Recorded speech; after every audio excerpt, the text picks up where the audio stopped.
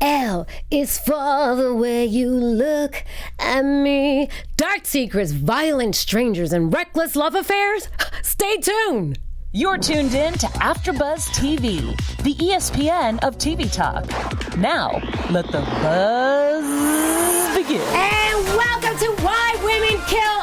I'm your host, Jackie Nova, and we are here, baby boos, with the one and only aficionado. He loves all things cars, and he's a writer, director. This man's got all things going on. My co-host with the most is George Corey. I'm all those things, and today I am a host for the after show for Why Women Kill, and that's an honor. Boom! Yes, it is. And let me tell you something. Season 1, episode 4, we're not missing it, baby. We're not missing this. There's all kinds of stuff going on. I mean, I wanted to give a shout out to Cornelia Amiri. She is always watching us. Thank you. That's right. Bing, bing, bing. We love you. Woo! And I also want to say that Thursday we have, for episode 5, we have David Banks. I was going to call you Danny because there's somebody else that I've got in the works, but David Banks, we cannot wait to have you here. I'm excited. Thursday. Bring the dance moves. Woo! Oh my God. So guys, you're going to have to stay tuned because listen, there's going to be all kinds of juicy stuff going on here. Oh yeah. All kinds of juicy details about On Set with Lucy Liu. Ooh, and I know you want to find out. So listen, we've got Pop Brownie. Mm-hmm. Okay, we're going to find out what Beth Ann is going on with that and how she reacts to that. Mm-hmm. We've got jealousy. Mm-hmm. I mean, it's there's a lot of this episode. We even got like this Swatch watch that Lucy Liu got, and we've got Teacup, which is really not the type of dog I thought it was going to be. Okay, we've got a special segment, and we've got some juicy news, and so we're there's a lot to talk about. So much to talk about. George, your overall thoughts on this show, because we just got, again, 1963, 1980, and 2019, and we've got all these characters in the same house in Pasadena. So there's all of that, all these eras, but all the action is happening in episode 4, and that's why I'm here for it. I'm here for the action. The show hit the flow, and I'm swimming in it, bro. I'm loving it. I'm liking it. It's at a high, fast pace. Things are happening. There's less anticipation, more drama, and I really like the tone that was set in the beginning with the autopsy and the man speaking about it, and that set the vibe. Oh, it totally sets the vibe. I love how Mark Cherry does this. I love how he just gets like these first scene is not really the characters. It's like somebody else that's not in the show at all, like throughout, and it makes you think. There's always something leaving you like, ooh. I kind of thought maybe somebody was going to die in this episode because of it, but I love how they're introducing new characters that weren't so new because other characters were talking about them, but then it's like they finally appear. So I mean, so it's a smooth setup and a great delivery. Absolutely. And guys, listen, we're gonna get into some topics. I've got my little list here because it is beyond juicy. I'm gonna go start off with 1963. Okay. Let's start in the beginnings. And Rob. Well, we know Rob is a little scoundrel, and Beth Ann hanging out with April and not smoking. You would have thought like, oh, brownies. Can we say she's a pro now? She's a pro. You know what? Beth Ann is like the undercover detective who ends up just joining the gang. Yes. And becoming the mob boss. Yes. She's Scarface. She is Scarface. Man, I thought she was like the weakest link. She is not. No way. And in my defense, I think I called that. I mentioned her dragon energy. Well, the dragon is spitting flames now, Jackie. Choo, choo, choo, choo. She went roller skating. Yeah, she's letting loose. I like the roller skates. I wear a size 14 shoe, so it's very rare that they have my size roller skates. And I was blessed to be born with 2 left feet, because not everybody's a dancer like you, Jackie. So I struggle with the roller skates. I have fallen. I've slipped and fallen. The important part is I've gotten back up. You got back But up. I respect her for getting on those skates and living her best life. She is. And you know what I like? I like that she's living her best life and she's living it. And, you know, her neighbor's trying to remind her, like, you're going to hang out with April again. She's trying to hone her in because there ain't no thing as halfway crooks. You know what I'm saying? And sorry, neighbor, you a halfway crook. Beth Ann is gangster. She's gangster. Beth Ann she's smart. She is hanging out with the enemy. She is very slick. I'm very glad she's hanging out with April. And April seems so sweet. So it's like, I can't wait for more of these episodes. There's a little bit, there's scheming, and then there's some true love going on there. Yeah. We saw the sincerity in April too. Are you still mad at me, trying to win her back a little? Yeah. These two, although they are messing with the same man, they also have some sort of a sisterly bond for one another. They do. And it's growing. Yeah, and I do like how, like, she was like, wait a minute, when she mentioned, you know, April mentioned Rob, like, well, it's because Rob really wanted it to cut loose. And she was just, did you see how her head she turned up the dragon. The dragon got turned up in that moment. Yeah, I was like, you better be careful, April, what you say. That's right, because, you know, like, she looked like she just wanted to, like, not even talk to April anymore. And then all of a sudden, when she heard her husband's name, she was like, wait a minute, did you say Rob? Reeled her back in. She's on it. She's like, I wanna take a taste of the brownie. Mm-hmm. Oh my Lord. Did that surprise you? That did, but you know what? When she, well, right away when she said Rob, when April said Rob, and her whole head like did the Chucky like 360 head turn type of deal, I was like, this woman's she's gonna want to feel what her husband's feeling. Wow, she's just going there. She's just going there, and then it's so crazy that she went there, because the reason why she went there is the reason why she became the life of the party at her husband. She was, you know, let's talk about parallelism. They're different eras, but the parallelism I saw there was her honing in the Lucy Liu energy. Yes. There was a little bit of Lucy Liu vibes in that scene. Yes. Who's the original gangster? I don't know anymore. I don't know. Wow, we're gonna have to like do this like on Thursday. When we have our David Banks, our guest, talk a little more about that, especially that he has the insight on Lucy Liu. He knows. Oh my God! What did you think about that scene when she was just sort of hallucinating and just like she was egging on the boss, you know, her husband's boss? He was getting nervous. Well, what I saw there was a power play. You know, when you see politicians debate, and although the audience might pick a winner, there's always one person who's just running the tempo of things. Even if they're wrong, they're still, she was actually taking control of the wheel. In her husband's environment, which this is his power structure. Yeah. And she said, "Oh, you're the breadwinner? Mm-hmm. Okay. Oh, I'm gonna take over your job. I'm gonna take over your people." Yeah. That's what she was doing, and it's probably somewhere in the 48 Laws of Power or whatever it is. It's probably written somewhere. Go to your man's job. Let him know who the boss is. I love it. I just love it. And you know what? You know who also loves her is her husband's boss.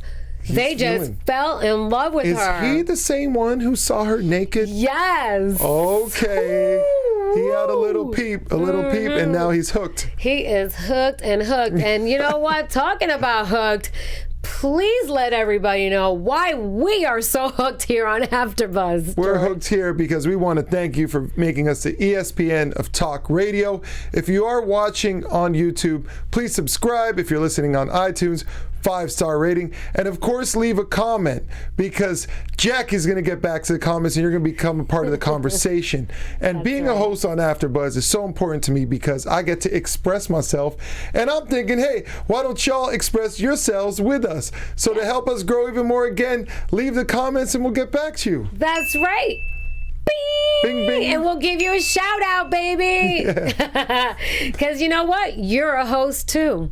We can't do this without you. Even Ryan gets a shout out with the bing, bing, bing. Bing, bing, bing. I love it. So then we're going to cruise on to 1980s. Okay, we're going to cruise on the 80s. You know, the little, we got Tommy, we got Simone, and then we have their daughter, Amy, who's getting married. Boy, is she a little diva. I like the firecracker in Amy. More excitement. And it only makes sense because of the levels that Lucy Liu brings to the character Simone. You had to bring in someone to match that energy. Absolutely. So I did feel that Amy did an excellent job of portraying herself as the daughter of Simone. Oh, yes. Oh, yes. She's just a spit-in image of Simone. I was just like, oh, I like this little firecracker. And she's just like, I don't want to get married to him. He cheated on me. And it's just like, but what about that little twist? Because, you know, her fiance, Brad, who supposedly had a thing with somebody else, was very questionable because her father's like, but wasn't that when you guys were sort of not together? And that's what I want to tell to our female audience, the women listening to this show. Don't trust a man standing up for another man, because all Carl was doing, he was doing something called bro code, where he was just trying, A, to look out for the dude, and B, make himself look less guilty. And I talked about parallelism earlier in the episode. I'm going to bring it up again. That's right. And this time it's reflected between the issues that Amy's facing with the same issue that Simone is facing with Carl. And I thought it was brilliant writing to juxtaposition the both of them in the same room talking about the same issue, where Simone isn't in the know, right? Sorry, Amy isn't in the know with what's going on with Simone, but Simone's in the know with what's going on with Amy, and seeing that contrast as a viewer, as a third party, was very moving. Very moving, very. And I feel like, you know, Simone, when her husband had to open his mouth and say what he said, like Carl was just like trying to give advice to you know, Amy, and like, listen, blah, blah, blah. I was just like, wait, listen, dude, wow. You are trying to like be slick, but guess what? You just made Simone want to get back with Tommy Boy. Yep, let's talk about Tommy Boy. With the Swatch watch. Did you see how she just stared at her watch? Like, even though it's cheap. Right, I'm thinking in the 80s, though, it was a vibe. I'm thinking it was, the Swatch was a vibe. So he was bringing in the trend, the style, the fashion, giving a sincere gift. Yeah, a youthful gift. Because, you know, he was from the youthful vibe, and, you know. Did you see the smoke she got for him being youthful from the waitress? I fell out of my chair. When she said the food here is not open, she's like, oh, and you're too old for homeboy? I was like, whoa. Yeah. I didn't expect that much shade to come from the waitress. Whoa, wait. Well, that's because, you know, Simone was giving her some, like, this food is disgusting. You know, like being a prima donna. But, you know, Simone, I feel at this point, she needs to loosen up a little bit. She does. Yeah, I think she's loose. She's herself in these other situations. Yeah. When it comes to Tommy, she got the guard up. But my issue is, you already hooked up. Yeah. Let your guard down a little. Be young again. Be cool. Have fun. Live in the moment. Cool. You know, I know your loyalty is to Carl, but there's obviously some sparks flying. But did you see when Amy walked in and started talking to Tommy? We saw a shift in tempo from Simone. Oh, complete shift. And I had a feeling. I said, oh, Simone's not gonna like this. Yeah. No. Because, you know, because Amy also said, Mom, he's a little too young for me. Whoa, that was extra shade. I was like, did you see? He's mature. Like, did you see her face? She just was extra shade in that moment. Yeah, I was like, whoa. Oh my gosh, this just gets heated up. So maybe Shade loosened up because she got Firecracker Amy watching her. So she's like, I'm gonna chill on this. I'm gonna be a little more smooth. And that's a little dark secret. There's all kinds of dark secrets going on in this episode and the episodes prior to this. I love the fact that the secrets are for the viewers. Yes. They're not so much for the cast themselves, although they are, but we're the ones who get to have a blast and try and predict and put the pieces together. Yes. Mark Cherry has created some ensemble. This is I'm living like in his puzzle. world. Yeah, I'm living in the puzzle. Then the puzzle's better. It's exactly. Absolutely. So that, from there, let's get to 2019 with Taylor, Eli, and Jade. And Jade has her lunatic ex-boyfriend Duke, who comes barging in with his, this, what is that truck? The pickup truck? He comes in barging. With the pickup truck. What I liked about Duke is he was, to me, I didn't expect it to roll out that way. I knew Jade was trouble. I thought she was about just bringing in new couples to sleep with, swingers, bringing in swinging, new. Baby, swinging. But Jade represented, up till this point, bringing in more people, going to the next step, trying to do things. But what was great here is this was a remnant of her past. Her past came to play. Yeah. Boy, was he scary. Yeah, he scared me just looking at him. You know what I mean? I was scared. I'm his size. I'd be scared of Duke if he rolled up like that. He was the scary. Crib. Now, would I do a better job than Eli falling on the floor? And then, you know, it's one thing. Eli, okay, like you trip, first of all. And then to threaten another man while you're on the ground. Yes. Like, what can you do unless you're some jiu-jitsu master and you have someone already in a triangle or a kimura and you're sitting there on the ground. What like threat is that? There's no threat at all. I thought he should have been a little more smooth. Yeah. What he should have done, instead of threatening Duke, he should have just kind of had bro talk with him. Yeah. The same way Carl would have brought up the look of suspense. Yeah. The same way Carl would have had the bro talk. I felt like he should have done that in that moment. And he was just overcompensating. He was, I know he felt really icky about himself, not manly enough, because bad enough he can't even afford the mortgage. We've got Taylor that just pops in and jumps on his back, like you know what I mean? You see the confidence that she had. We again were reminded who the pants of the household is. Where's the pants? It's Taylor. She flexed her law knowledge on him, being a lawyer, saying, "Well, you're a felon. If you get a strike, you're out." She also knew she had the bag secured to make it happen in the courtroom. We saw her wear the pants. Yeah. Duke coming in and Jade bringing that in. What I was very surprised about was the address. Her telling people, why are you telling people where you are? And I don't know if she told the wrong person, but he did mention something about where she is. And that was maybe not the smartest thing, knowing that dude is that crazy. Yeah. Talking about where you are. You got to keep it on the low. Jade is a little bit like she has some undesirables that are surrounding her little network of friends and maybe previous friends. Like she needs to start cutting them off because now this house is not like in a gated community. So this guy can just keep rolling up the way he did, and he's threatening Jade's life with Teacup. Can we please write in the comments what we thought about Teacup? Because I tell you, I thought Teacup was a freaking Yorkie this whole entire time until we found out that it wasn't. Teacup has a monstrous side to Teacup. Holy cow. You know, my puppy is a fraction of that size. Oh my gosh. Teacup, the freaking Doberman pincher. But fun writing. Yeah, it was so fun. I mean, and what about like when Duke came back in and then Jade came down the stairs? And that's where it got scary. And, you know, we can't blame the victim here. What Duke did is representative of what, you know, should always be just fought against, you know, and we see instances of this, and it's a serious issue people have to deal with these psycho exes and these crazy people coming to attack them. And that's where I was like, okay, something's gonna go down now and we can't blame Jade no more because this dude's crazy and crossing the line. We got to come up with a solution. We saw what that solution was. How did you feel about the solution, Jackie, with them popping off at Duke? Oh, Lord have mercy. I don't know why I thought, well, we'll leave it for predictions, why I thought for sure when she whacked the initial whack, which I wound up jumping and screaming, I was like, oh, this guy's dead. Yeah. But he's so massive, he's not dead. But it's just going to escalate. And honestly, when we get to predictions, I'm going to circle Duke right here because I have a feeling about this man right here. It's not going to be a good thing.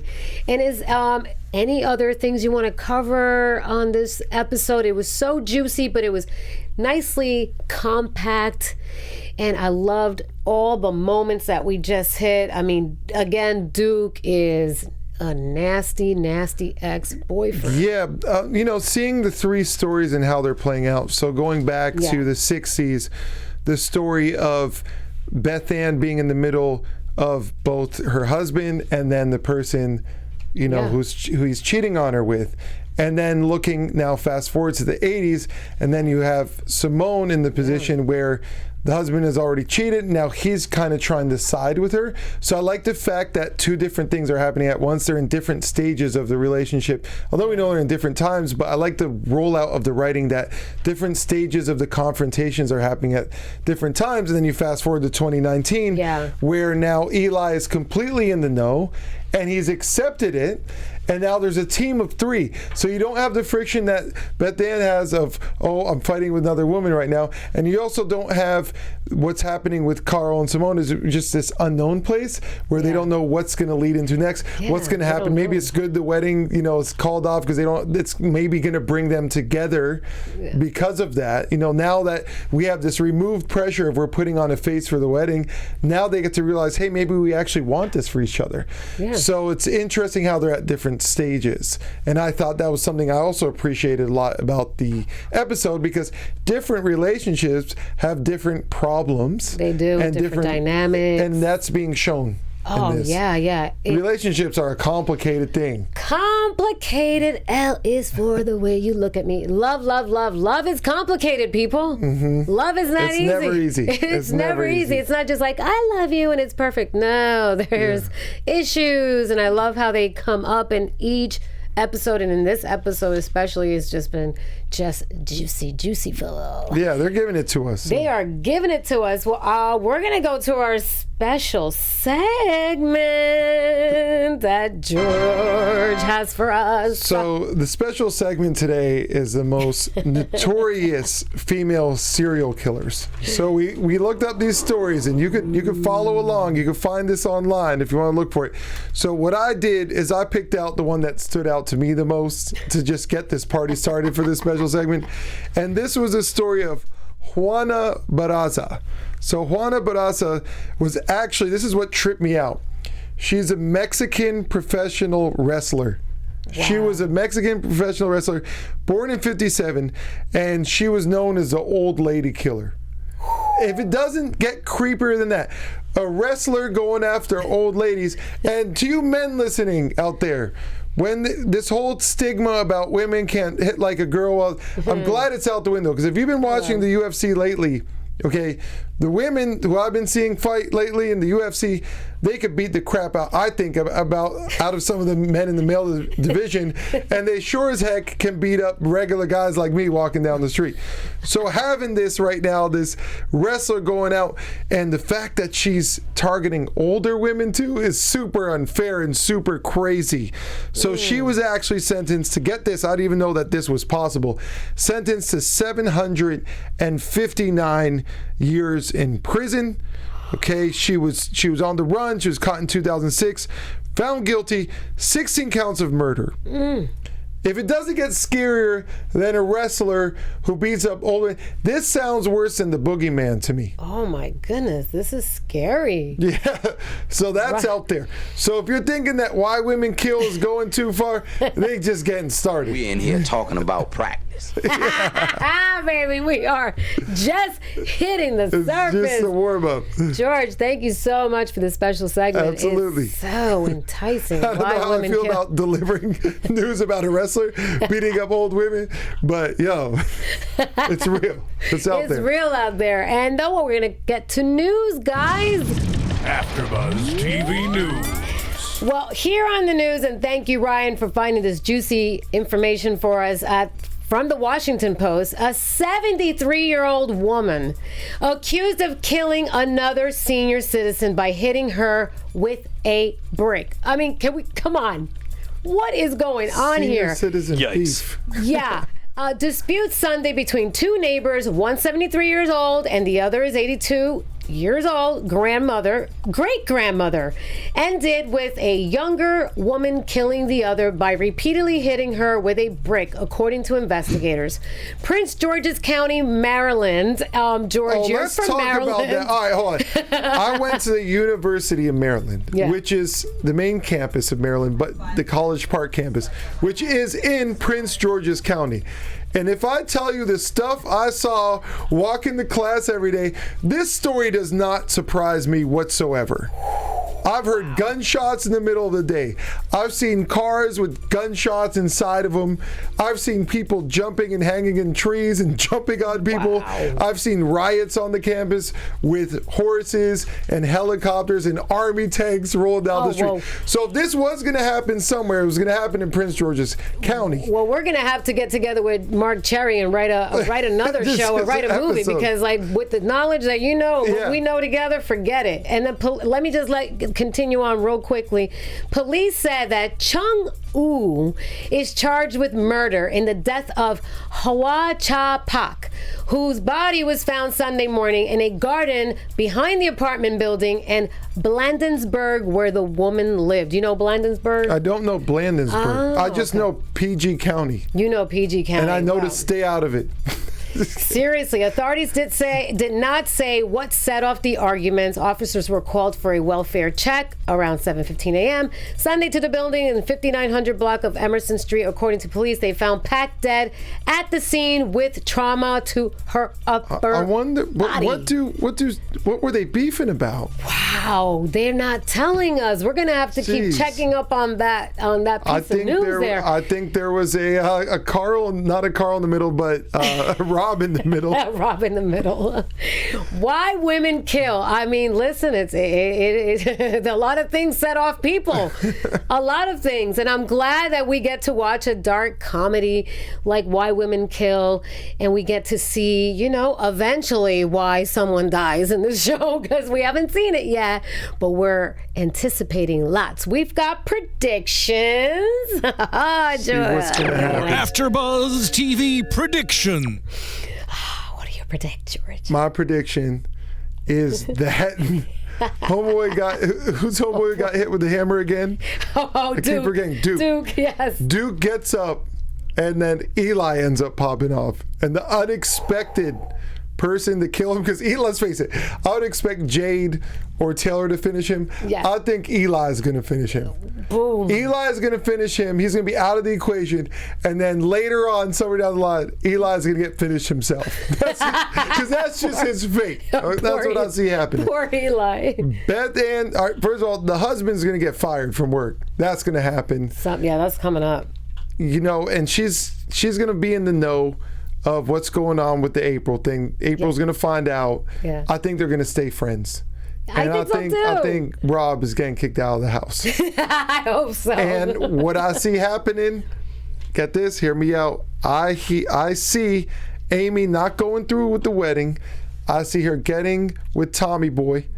And I do see Carl and Simone getting back together and working it out. Oh, George has got some great predictions, guys. Remember, if you have what your predictions are, you got to let us know.